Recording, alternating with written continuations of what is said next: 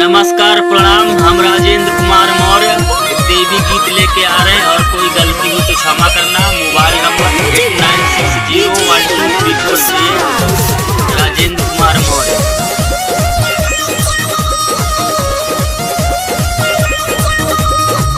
आई गईले मैया से रवाली, देखा भक्तन के अपने दुआरी। सब बोले लमाई के जय कर रे, जय कर रे, जय कर रे।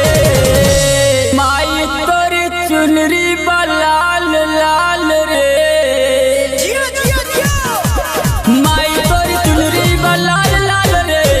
शेर मगे चल ले कमाल चल रे, माई तोरी चुनरी लाल लाल रे।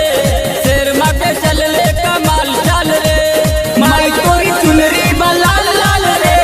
शेर मगे चल ले कमाल चल रे।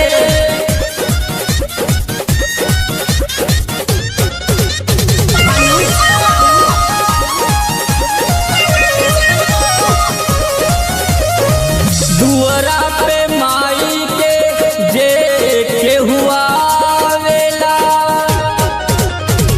माई जी ओकरा के भगिया जगावेला, भगिया जगावेला, भगिया जगावेला। अरे आवेलू माई की घर लाल के, घर लाल के, घर लाल के। माई तोरी चुनरी लाल लाल रे, माई तोरी चुनरी लाल लाल रे। शेर मगे चल ले कमाल चल रे, माई तोरी चुनरी लाल लाल रे। शेर मगे चल ले कमाल चल रे, माई तोरी चुनरी लाल लाल रे। शेर मगे चल ले कमाल चल रे।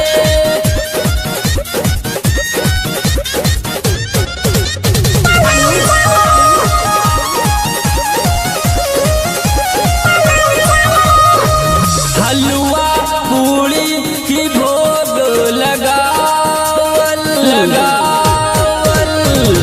ऊंची पहाड़ी पर आसन लगावल, आसन लगावल, आसन लगावल।